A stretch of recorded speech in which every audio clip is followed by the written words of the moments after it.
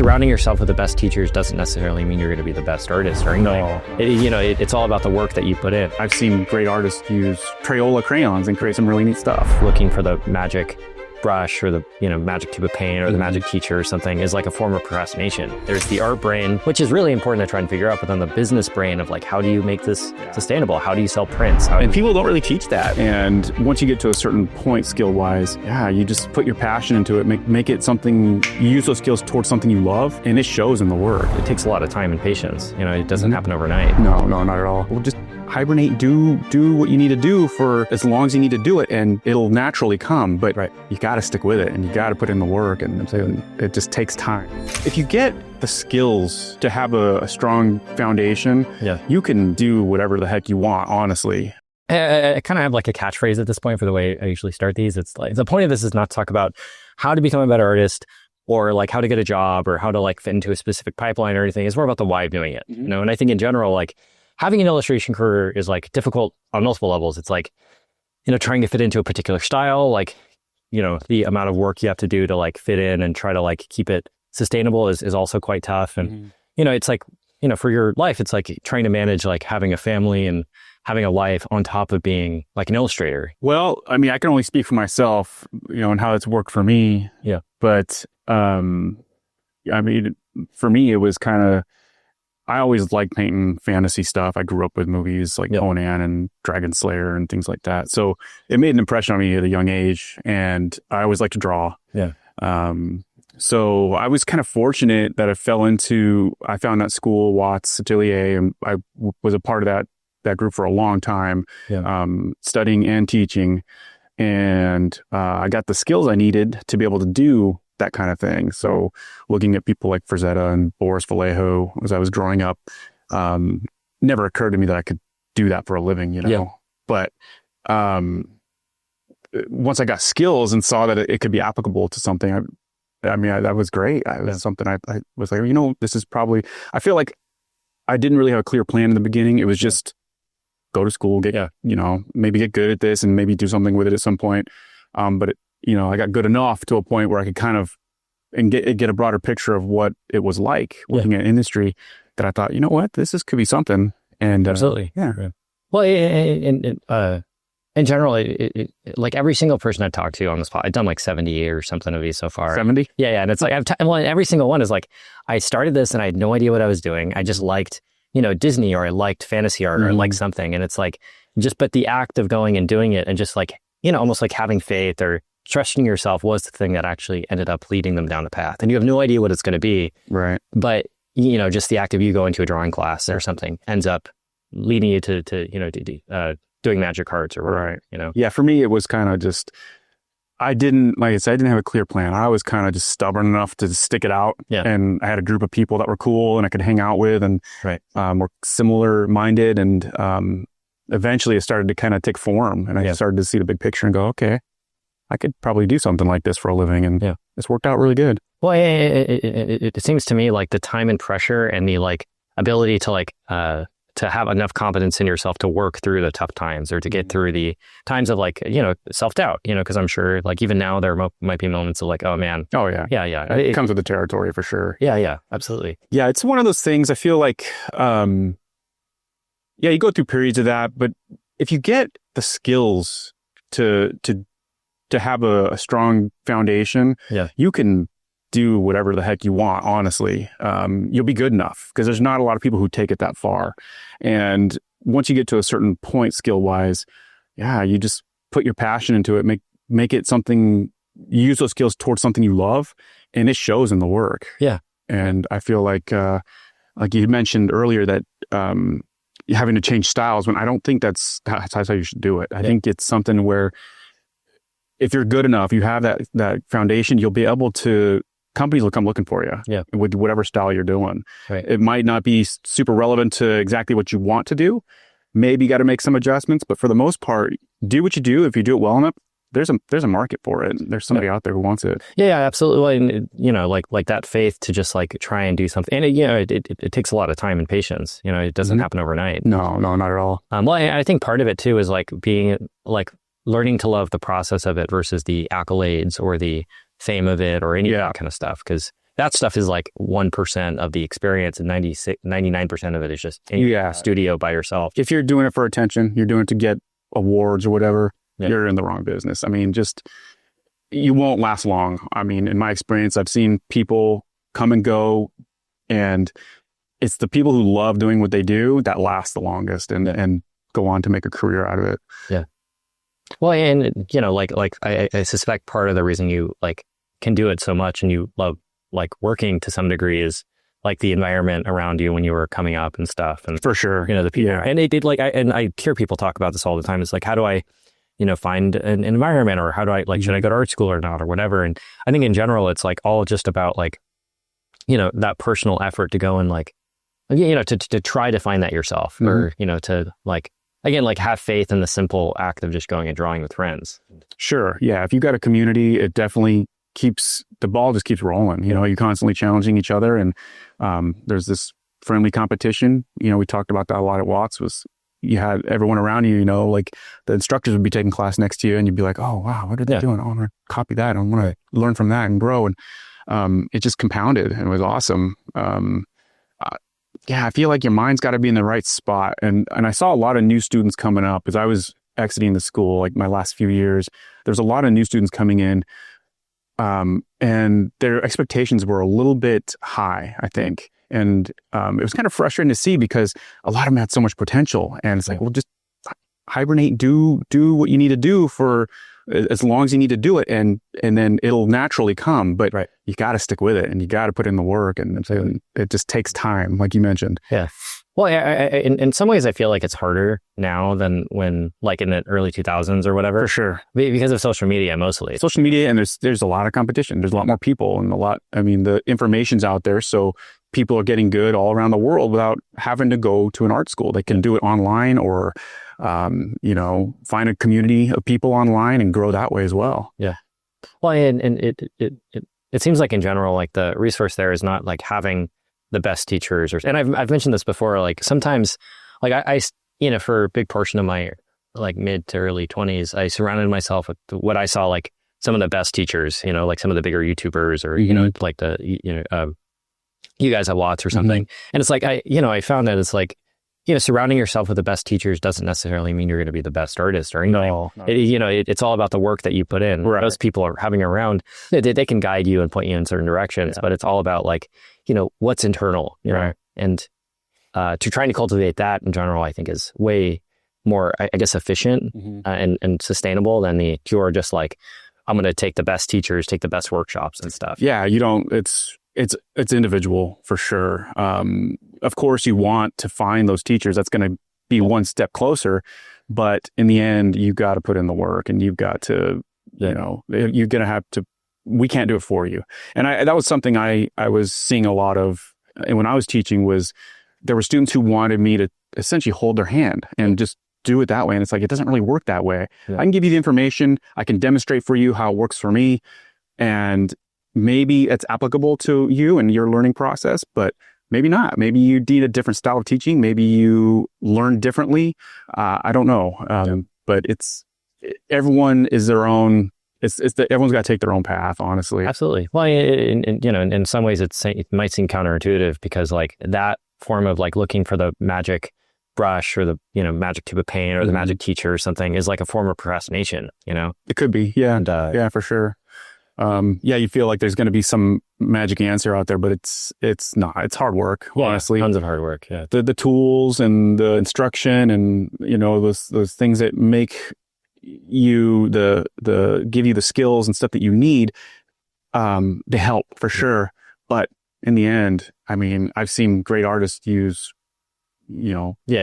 Crayola crayons and create some really neat stuff. Yeah, well, yeah, the common thing that I'd hear at Watts is like, for that I would use the Disney watercolor set or something. Oh, would he? I didn't hear that. That's funny. I think so. I don't know, but I visited his studio in New York. Frazetta? Yeah. It's in Pennsylvania, right? Yeah. I was there last year at some point, and like he would like pull masonite from his wall when he ran out. Yeah, and it's like and it's like you can make these great works of art with us nothing, and it's just and it's part of the reason why I'm talking to so many people about this stuff, because I think the hard part is like the ability to look outside of yourself or to look inside yourself for that inner motivation to try and just grind and create stuff. Because sure, I mean, there's different ways. I mean, I'm in a bit of a different position than you are, and probably a lot of people watching. I've been doing it for 20 years, and my mindset's maybe a little bit different. I'm thinking of other avenues, and it's, I love the creative and artistic part of it, and that's a big push for me. I'm also looking for ways to supplement that. Yeah. Doing the shows, selling outside stuff, prints and cards and things like that. So I feel like I'm in a different phase right now than maybe where you're at and where some of your viewers are at. But the creative part is always the driving force. I love to create. I mean, I do in other aspects. I love doing pottery. I've been doing some ceramics at home, and it's another outlet for me that's other than art. Yeah. After 250 plus illustrations in my career so far, I feel like I need something else and something new and different. And it's ways of staying inspired and motivated without having to do the same thing over and over and over and over again. Absolutely. That wears anyone down. Yeah, for sure. Well, and like in general, it's like I've talked to a lot of people about this, like becoming like further along your career, it gets harder actually. It's like you're juggling more things, and it's not just the painting, because the painting doesn't get any easier. It's like, family or other interests or like exercise and money and all this stuff. And, it's like the money thing is like a whole other conversation. Like there's the art brain, which is really important to try and figure out, but then the business brain of like, how do you make this sustainable? How do you sell prints? People don't really teach that, which not that when I was coming up, they really didn't. It's something I felt like I've organically figured out, and I feel like I'm still growing. I feel like right now I'm in a big push to see what other aspects of my brand and business I can capitalize on. Yeah. And fortunately, I work for a brand that's really popular, and I'm able to do these shows and have that extra side of income. And, it's like 1 week in a year, I'll go and do a show, or one week in a month, I'll go do a show, and it supplements me, and I feel much more comfortable and relaxed about my income for the month. And then I can spend the time being more creative and doing other things and focusing on how else can I make the business grow, rather than just, oh gosh, I got to get this painting done. Absolutely. There's 3 paintings I have to get done by this deadline. It gets a little overwhelming. Absolutely. Well, it seems to me sometimes like, like the actual work, people are being paid to do is not like, I know friends who work on these big movies like Spider-Verse or whatever, and they make more money teaching than they do from the actual the studios. And it's like, or they're selling prints or whatever, and I think, as far as I know, it's like I think anyone can figure that out. It just does take that trial and error. Yeah. There's just a level of maturity and experience that needs to come, and you can't rush that. Yeah, that's just something that comes with time. Yeah, and the longer you're in it, the more you start to see it, and you see other alleys that you just didn't know were there, and then try them out and see what works and what doesn't. Yeah. Well, and the act of like trying to make a show work, sell prints or any of that kind of stuff. It the problems that you're solving aren't painting problems. It's like, like marketing problems or graphic design problems and stuff. Yeah, absolutely. And I think it's like in a lot of the ways that they actually might feel the same to try to do, in terms of like, like trying to solve like a problem with business actually might be as fun as painting in some ways. In some ways, yeah. I'm not I think I maybe have some natural business sense, but I'm not a business person by any stretch. Yeah. But I'm learning as I go. And of course, mine is very niche. It's fantasy illustration. It's, this very specific market of collectors and fans. And I can only do so much. I can only go so far. But I'm trying to get creative with it. I've got something new I'm working on that I'm not quite ready to talk about yet, but no one's done it yet, and I'm thinking maybe I'll be the first of this niche to do this, and hopefully it's something that is appealing to people, and there's demand for it. Yeah. Well, and like the way somebody like solves all these problems, it's not just behind the canvas or whatever trying to do all this stuff. It's like sending emails and like a bunch of other things involved with it. And like there's a common problem with students of like the forever student days of like never moving beyond. Yeah, I was there for sure. Yeah, I was and teaching was kind of my forever kind of avenue. I cherish it. I think it was a great thing. I was probably there a little too long, but because teaching for me was it was swimming upstream. I have some natural ability when it comes to teaching, and I could give the information well enough, but my PR was never all that great. I was very much task oriented, and a lot of times the students who would come in want that personal, emotional connection. Yeah. And I had a tough time. That just wasn't me. Yeah. So, I felt like I stuck around a long time. I love being a part of the school. The Watts family is that's what it is. The family. Yeah. I've known them for 2 decades of my life, and that's a long time. But yeah, you're right. I feel like people can get stuck and be in that student mindset for too long. I think it's different for everyone, because you do have to have a certain amount of skill to be successful and to make your way, unless you find some special niche that is, everyone loves. Yeah. There's certain people that have a natural, design sense or a natural style. Yep. But again, those people, I've seen them come and go. They tend to kind of come in and make their mark for a short amount of time, but then it's been done, it's been seen. What else can we do? I feel like if you've got a foundation, you can do anything. I mean, you have that to be able to apply it to whatever. Absolutely. When you say foundation, it's, I guess what I would suspect you're saying is also, it's not like being amazing at like charcoal newsprint drawings necessarily. No. It's like foundation is like understanding perspective, proportions, composition. I mean, all the academics of art, I think, are so important for me. This might be different for other people, but for how I was successful was I stuck it out for a long time, and maybe sticking out as longer than I probably should have was a good thing. Yeah. Maybe I learned those extra things that I should have, but or I wouldn't have gotten if I'd only been there for a couple of years. Yeah. But I feel like if you have those things, a solid grasp of those things, then you're going to do well in whatever you do. Yeah. Well, a part of this as well is I think it's extremely easy to overanalyze somebody's past or somebody's own development or their own path that they've taken. Or like, maybe I was here too long, maybe I didn't study fundamentals long enough or whatever. And I think ultimately it's like, like you did what you did and that's okay, and like for me, like I didn't spend as much time at Watts as you did. Mm-hmm. And I'm like, I'm fine with that, and like there's totally cool. Well, and there's part of me that's like, oh man, like I feel like a little bit of an internal pressure to go and like, oh, I should become a lot better at charcoal newsprint drawings or whatever, which is like, I think it's a little bit counterproductive to different things, Well, the school, it definitely has a process, and charcoal newsprint drawings is a big part of that. Yeah. And it's a great way to learn for sure. But again, I was never as good as Ben or Eric or Jeff or any of those guys. I did well enough, but I understood the information well enough. Right. I could give enough out to other students to help me be a successful teacher for the part I was there.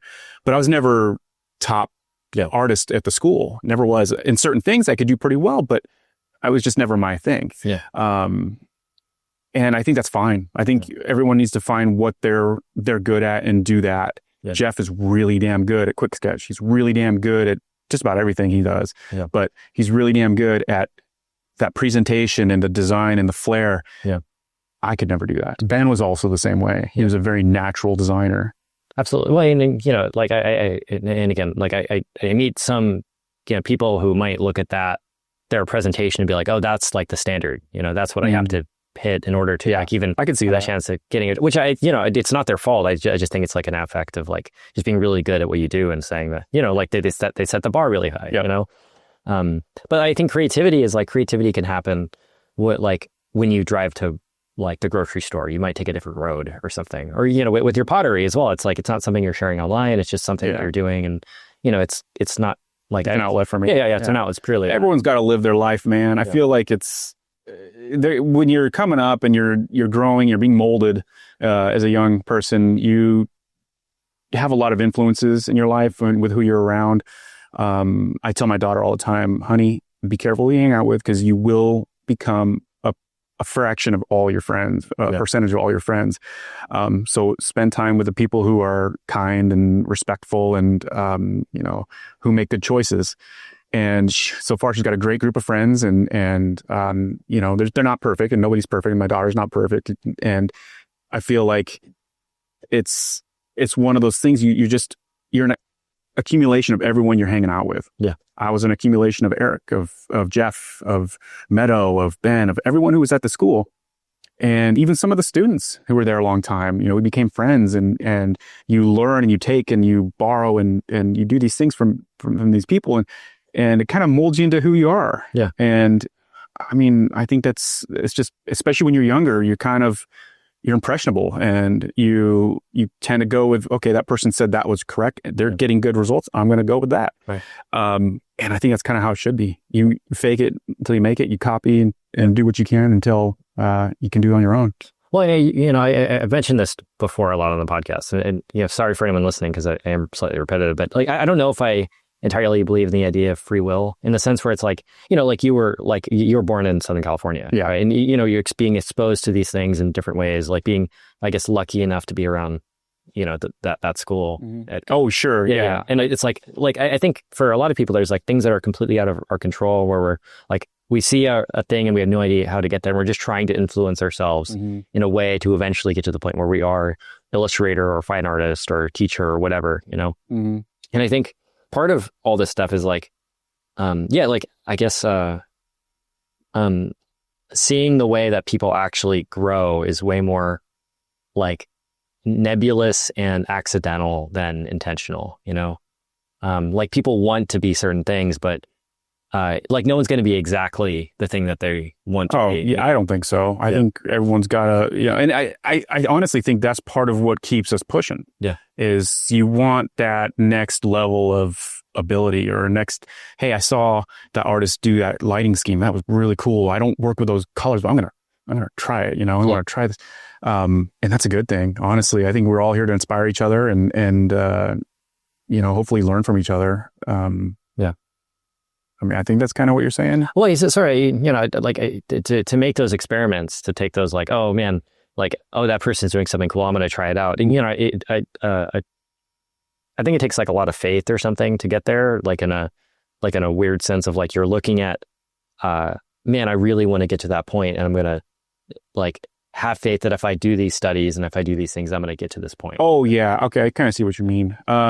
Yeah, I was fortunate that I was just too ignorant.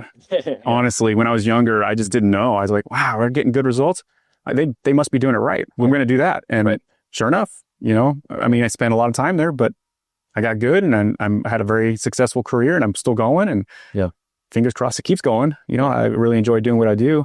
But it was all because I just stuck at it. Yeah, honestly. And you're right. There was a bit of faith there that I was like, these guys they're getting results. If I keep doing what they're doing, I'm going to do the same thing. Yeah. Probably a little disillusioned in some ways, because I felt like, I could get as good or get that same style or be able to do exactly what that artist is doing. But that wasn't the case. There's certain natural things I have and certain roadblocks I have that keep me from producing a way another artist does. And that's how it should be. I don't think there should be a Jeff Watts clone out there, Absolutely. And for me, it's it's the same thing. Like when I was in the Watts environment, I was like really wanting to be a certain kind of artist, and like I just don't think the way you do. I'm not an illustrator. I just don't want to, like, when I choose to spend my time drawing, it's just not doing that sort of stuff. Like I can't spend, and it's like that's part of who I am, And I think for anyone listening to this that might feel like stuck in a rut or something, it's like it's okay for people not to be. No, so I have a story that's similar to this, because I came up with a group of artists just like you did. You came in and there was a clique of people, and I came in and there was several of them, and we all hung out, and they were always sketching in their sketchbooks. Yeah, I am not a sketchbook person at all. I can do it if I have to, and yeah, I have fun doing it sometimes, but I am not that kind of person. I don't have the creative energy or whatever, right? I just don't have that. It's not built into me. And I was wondering, man, what am I doing wrong? I don't like doing this. Yeah. And it took me years to realize that was okay. Yeah. I was fine. And I've had my own career going in another direction that's been equally as successful as some of these other guys who were doing the sketchbook stuff. Yeah, yeah. Well, and internally, when you're like the odd one out from an environment, it might feel like you're doing something wrong. Yeah. Or, yeah, absolutely. And, I think, well, and in general, like I found like I consider some of my art or what I put out in the world like this podcast. You know, it's like I'm choosing to do this right now instead of like painting a picture. You know, if this is fun for you and this is your thing, I wish you all the best, man. And I think it'd be great. It'll show in the end. It'll take off, and people will get attached to it. If it's meant to be, and your passion is showing through it, I think it'll go big. You know, I don't know how many followers you have. I have like 4,200, but you know, I have people telling me like, oh yeah, I've listened to every episode, or there you go, man. And it's like, and it's cool. You know, it's interesting, and I think it's like that ability to trust yourself and like, you know, like be aware of who you are, you know, and like, you know, in some ways, like looking at your first exposure to a certain school or something, you know, maybe that's like, that was a great step, but not necessarily like exactly where you're going to be going. And with every single influence, I think that's probably the case. Yeah, you're probably right. And, you know, like a constant journey of self-discovery of like, you know, that's life, man. Yeah. You know, and somewhere in there, you'd make time to paint dragons. Right. That's kind of what I do. Hell yeah, dude. Yeah. Right. But I'm curious. Do you have any thoughts on AI in general, or let's not go there? Okay. That's fine. Yeah, I don't. I don't think it's a good thing the way it's going. You know, I can see it could potentially have benefits down the road if things get regulated a little bit. But it's really throwing a wrench in things. I think it's one of the like it's our generations. Like, you know, like if, you know, I'm 28, you know, it's like if people were to group this last 50 or 60 years of people as one generation, it's like it's our generation's like just big problem to solve. It's just incredibly complicated. Like it is, you know, fortunately, I feel like you're right. I'm in a generation where it's not going to apply to me quite as much. Yeah. Being a traditional painter, having the long-standing relationship I've had with a lot of my clients. Yeah. There's most of my clients are just like, no, we're not doing, you can't do AI. Don't do it. Don't turn anything AI in. And, it's one of those things. Yeah. I could see the potential and I could see it doing something really good, but right now it's not doing anything good. It's ripping off artists. It's plagiarizing. And there's no credit and no, what do you call it? The hard work that us artists have put in, there's no, I mean, I just feel like people are coming in creating AI stuff saying that they're artists now and they're doing this. Dangerous, man. I feel like super dangerous. I feel like art directors are going to have a real tough go of it because they're going to get these portfolios that look amazing. Yeah.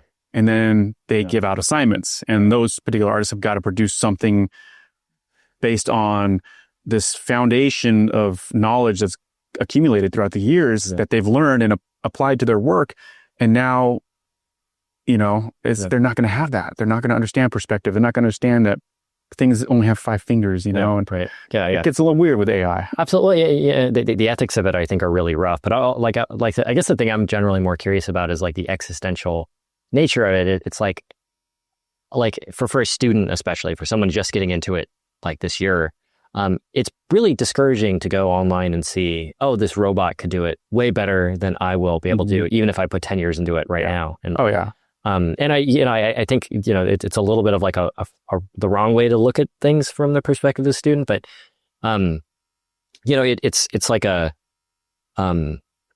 the AI stuff is just, it's an odd thing to be looking at just because it challenges so many, like it challenges the whole industry of like illustration. Absolutely. And it's not just art either, it's everywhere. Yeah. You know, ChatGPT and I mean, writing and coding, everything, man. And, beyond, like there's a great Joe Rogan podcast with what is his name? Sam Altman? No. He's a lead researcher in AI and developer, I believe.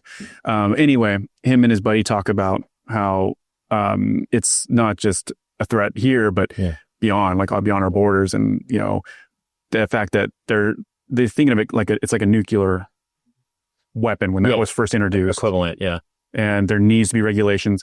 All countries need to come together and agree to not develop this as a weapon or have some kind of regulations because it's going to get out of control real quick. Fascinating podcast. I highly recommend everyone watch that one. Yeah. I keep up on it a fair amount. I don't know everything, the ins and outs, but it could be really good, but yeah, I mean, with probably not. With all the, especially as like artists or creative people, like I believe that every company, no matter what they say, is financially driven to some, that they're companies, they're businesses. And like if like a certain company or whatever using AI saves them $30 million a year or something, versus like ethics or whatever, at some point somebody's going to crack. Yeah, it's a business, and for them, it's business, not ethical. And fortunately, all of the companies I know of that I've worked with are staying away from it. Yeah. So I think at this point it's just too, what's the word? Too hot. Too hot. Yeah. Because they're not sure what's going to happen legal wise and with copyright issues and stuff. But yeah, I'm just curious in 10 years, like, is it going to be like, like is the job of illustration going to be around? And right. I think things are always changing, but I think in 10 years we'll have to send John Connor back. Oh yeah, it's gonna be fucking weird, dude. Very strange. Well, to reveal, this whole conversation is AI generated. We don't send John Connor back. We send Kyle Reese back to save John Connor. Oh shit! I've actually haven't seen the Terminator since I was a young lad. Well, that was like 5 years ago. Yeah, you're still a young lad. Yeah, younger lad, I guess. But I don't know. With the AI stuff, I think it's like. I don't know. For a lot of people, they're finding it harder and harder to find motivation to draw. Like, when you look up Grotowski, it's hard to do, man. Yeah. It's hard to get good at art. At the level that a lot of professionals work, it's really tough to do. Yeah. I mean, it's weird though, because in the end, it's a vision. If you've got people do some crazy stuff, without a lot of skill, and they've got a vision, and they've got, they're able to find that crowd and that group of people who are willing to support that. Yeah. But, I mean, in the end, it comes down to what you want to do. Well, and the kind of art you like and what you're good at. Well, I've talked to people about this, but it seems to me like painting has always been a bad idea from like a pure financial efficiency perspective. Like everyone who just wants to survive and make a lot of money, they should just be lawyers, and it's like the fact that you're able to be just stubborn and work enough and be able to make it work. I suspect that's always going to be the case to some degree with art, Yeah, I mean, that's partially why I find other avenues. Painting traditional has been good for me because I the whole magic thing is the original magic stuff went crazy. Yeah. People were spending tens of thousands of dollars on these paintings. And I mean, I wouldn't be able to live the life I'm living without that at all. Right. And not to mention the brand itself being as popular as it is. You got the shows where you make up a lot of that supplemental income.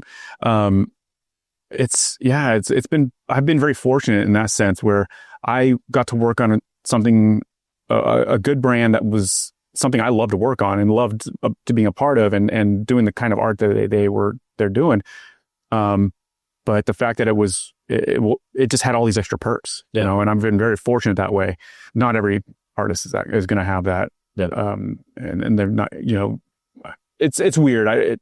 Magic's definitely finding other styles of art now. Yeah. So really anybody could get work doing it just about. But, I feel like for a lot of us who kind of came up through, the late 2000s, 2010 range, we got into a good time. I think a lot of that was the golden years, and I feel like we'll see what happens. I don't know. They're doing some kind of interesting things over there. Yeah. But hopefully I can still be a part of it. I still like working on the brand, and I still like being a part of that community, because it's not just the other artists, but it's the fans and the players, and getting to meet them. I go to a show and the same people come over. Hey, sign my card. Hey, oh yeah, I know you. Yeah. So it's great. It's a great community that game's built. Well, and in terms of somebody finding that secure job or that secure position in art, again, it does take that trial and error. It's like, I'm sure there were, when you were coming up, there were plenty of gigs that you were doing that were like maybe not exactly what you would be, that wouldn't lead to those things. And I saw an interview with Christopher Nolan the other day where, like, I didn't know this, but he was doing like corporate, like a job. Okay. Yeah, corporate, movie making. Okay. Yeah. So it's like you'd be like interviewing someone like the CEO of a company to send out as a memo or something. Okay. he's saying how it's like, oh yeah, that was important later on because I learned these skills. Yeah, and stuff. sure. Yeah, you can always apply that kind of stuff. I think. But I worked doing caricatures, which was more of a retail job than anything else. I did that at Legoland for a long time, and I learned to talk with people and to try to sell and to try to, I think that's kind of what was the start of the business side of my mind. Yeah. And I apply those skills now. Yeah. Right. Well, and like it, the idea that every single part of someone's path being meaningful at some point towards their ultimate career, it's like doing characters at Legoland somehow helps you do magical gathering art or later on. Yeah. It's everyone's got their own path to take and a life to live, and you just do it the best you can. Yeah. I tell my daughter all the time, honey, you're not gonna be able to do everything you want to do. You're gonna have a certain amount of skill in something that you practice. Yeah. And then there's still going to be somebody out there who's probably better and more skillful. Yeah. You're given limitations, but you got to do what you can with what you have. Do the best you can with what you have. And I feel like that's a pretty good way to live by. It will make you happy and hopefully make you happy and be able to do something that you enjoy doing. Yeah. Well, and like it to me, it always comes down to like the ability to trust your instincts and to trust your own thoughts and stuff. Because I think even if you're not an artist, like the ability to just like be okay with your decisions and be like, okay, yeah, I did this thing. I'm going to stand by it. It's what I actually want to be doing. Yeah. Absolutely. Yeah. I feel like, if you had a good upbringing, man, and you had you were given a fair shot, I feel like your instincts are going to be good. I tell my daughter that a lot too. It's just, you've got a good heart and a good mind. Just, if you know something's wrong, do it, just do what you got to do.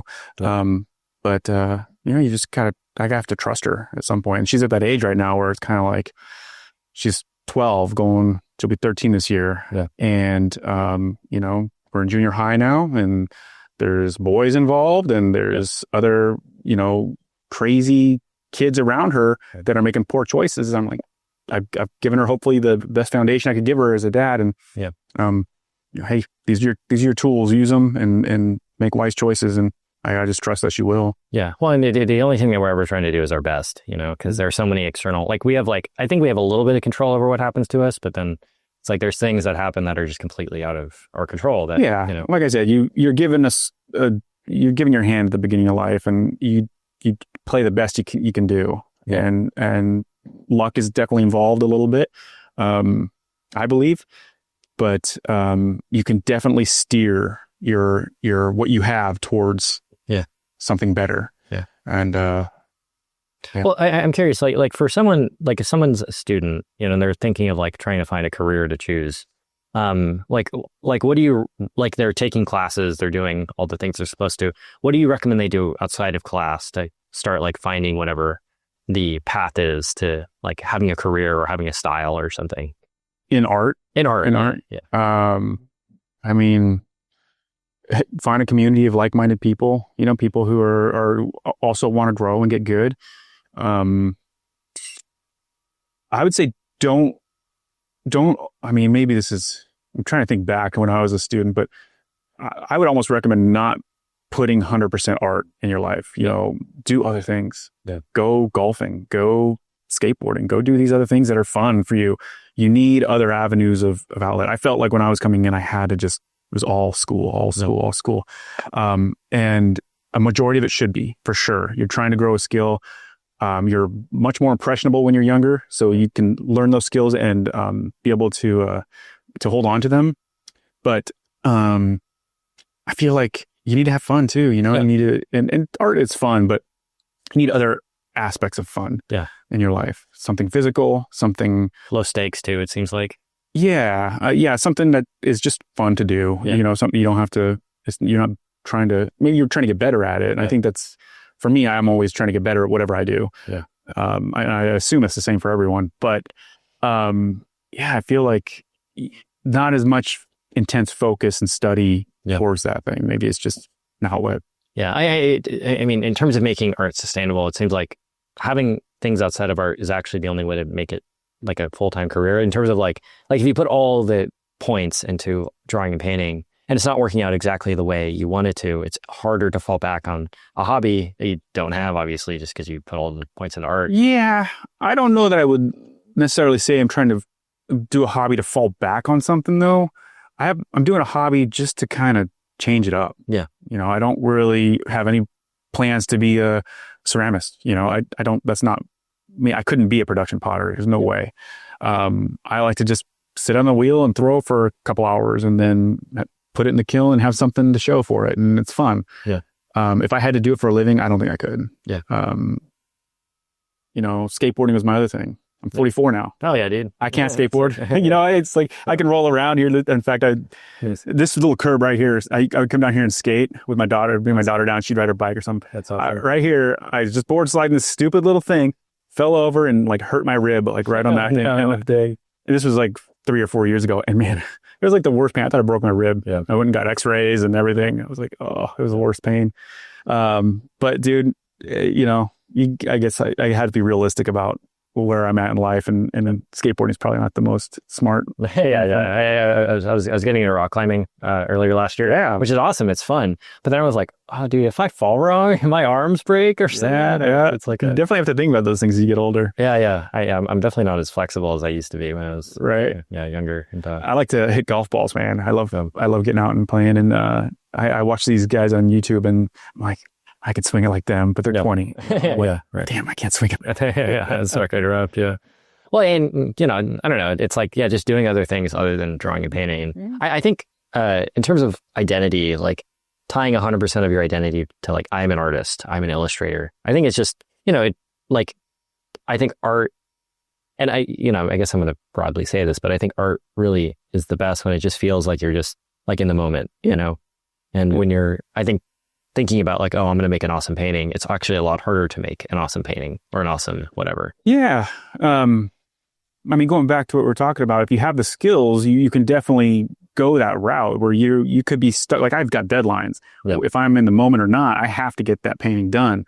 And those skills give me a process that I can use to get to an end result, whether it's my favorite piece I've ever done or not. Yeah. You know, maybe not, but I was able to do my job. I was able to spend time moving paint around on the canvas, which I really enjoy doing, and being creative and developing something from nothing. Yeah. So I find joy in it the best I can. There's definitely more joy in some paintings than others, but you know, I think it is what it is when it comes to that kind of thing. Yeah, for sure. Well, and you know, it's like you have no idea what a painting is going to even like you don't know if it's going to be a good or bad painting when you start either. Yeah, I mean, you fight it until it's halfway decent at least. Yeah. And then if things all fall into place and you know, from the ground up, you did everything you were supposed to right, you'll have something pretty good. Yeah. But I feel like if you miss a beat or there's just something you're not inspired about, or you have a challenge mixing, you know, these kind of lighting effects or whatever, it's going to be mediocre. Yeah. And you have to be okay with that sometimes. Yeah. Because the deadline tells you it's done. Absolutely. Yeah. One, you know, the fact that every single work that you're going to do is not going to be your best work as well. Like you have to like dills and over 250 illustrations. And I would say, I don't know. Maybe a small percentage of them are pretty darn good. Well, and you know, it's like another part of that is like, you know, for like the most famous composers or something, or most famous musicians, like I know like a few Beethoven songs. There's like 5 Beatles songs that I listen to, and then I'm like kind of lukewarm. I mean, I like them, but you know, they're not like the most famous musicians. You know, I get that. For all this stuff, I think it's like, you know, realistically, I think one of the harder parts about being an artist in general is like, we look at our heroes who are like, you know, John Singer Sargent or Kim Jong-gi, who are these like standout, amazing people that, I mean, very few people actually get to a crazy level like that. Yeah. And we compare ourselves to that versus, you know. Those people are kind of lightning bottles though, I feel. They have a certain style and personality or something about, something obsessive about what they do that makes them stand out. And you know, for whatever reason, a lot of people like that, and that's what they latch on to. And I mean, there's a lot of skill obviously behind that as well. Yeah. But yeah, I feel like it's it's a fraction of a percent, of those kind of people coming up and doing well. I feel like your chances are better if you've got skill, and if you've got, you're able to work and work hard for it. But very few of us get to that point, and is what it is. Yeah. And being okay, not being like the most famous person in the room. And like early on, if you're in it just to get famous, go do something else. Yeah. I mean, I feel like it's really, really, it's a lightning in a bottle for those people. There's so many factors that have to come into it, and be that good and that well known and that famous. And some of it's not worth it. I feel like a lot of it is a social media thing. Yeah. I'm very highly mediocre as my social media game. I try to post regular. I just do the best work I can. I just mostly post the work stuff I do. But if you want to be highly successful, got to follow the algorithms, and you probably know better than I do on how to be successful on social media. I'm not really willing to do it. Yeah. Honestly, it's not worth it to me to be famous. Right. I'd rather be doing what I do. And if people want to follow, that's great. Right. Just talking with somebody about growing my account organically and just trying to do what I love. And if people like that, then great. If not, then you don't have to watch. I don't care. Yeah.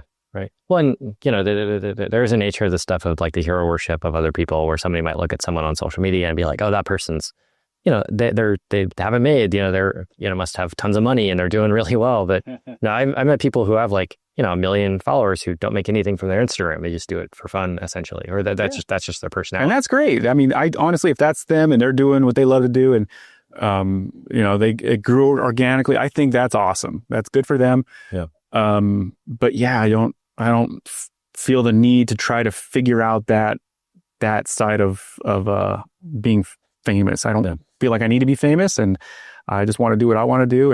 And if people like that, then that's great. Honestly, a question that I ask everybody is like, would you be doing the same thing you're doing right now if you had $1 billion?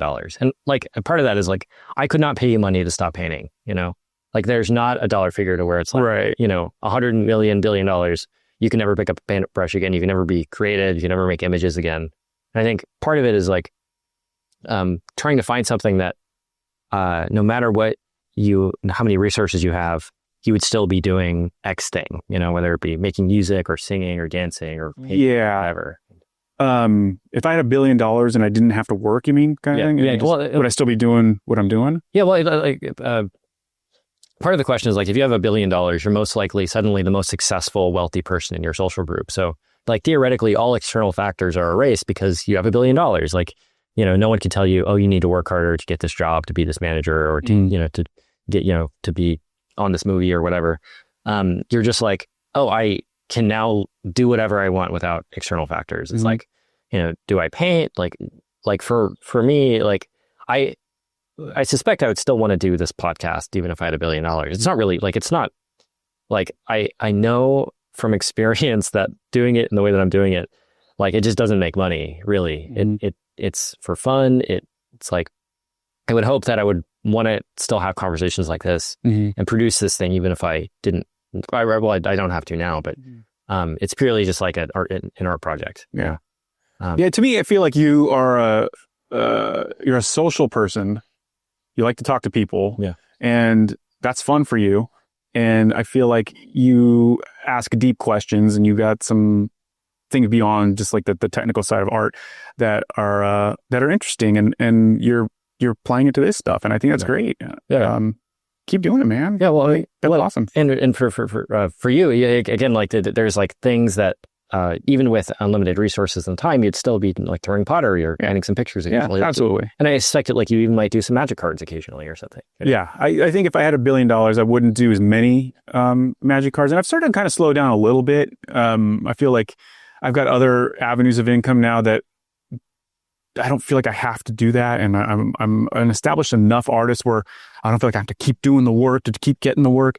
I feel like it's one of those things where I can kind of do a magic card a month, maybe, and do okay. If I had $1 billion, I'd still do like you said, I would probably do a magic card here and there. I don't think I would work as much for other people. I think I would do my own thing, create my own stuff. Yeah. I have other paintings and things I'd like to do eventually. Yeah. But yeah, life it gets in the way a lot of times with those things, and you have to pay the bills. Well, yeah, in general, like even if you had $1 billion, there's still a lot of other tedious things. You have to like go to the grocery store or like make dinner, or I'd probably have someone do that stuff for me though. well, yeah, I've been telling this story a lot, but I remember seeing an interview with Dave Grohl. He just played, 100,000 people with Foo Fighters or something, and like, oh man, I feel I'm a rock star. This is awesome. And then he comes home and his daughter is like, you forgot to make me a smoothie. It's like, there's still aspects of being a person. Yeah, there's life for sure. And like the $1 billion is nice. Like maybe you could like do things at a larger scale. Like you could write and publish your own book and do all the covers and stuff. Sure. Or, make crazy art, like do a movie or something. But I would travel a lot. I love traveling. I would go and see parts of the world I'd never been to. Yeah. Spend $100,000 on an expedition to some crazy. Yeah. Go. I would definitely enjoy some luxuries for sure. I definitely. Yeah, I think. I don't know. I don't like to dream about having money. I do well enough, and we're happy, and we have all of our necessities, so we're good. Yeah.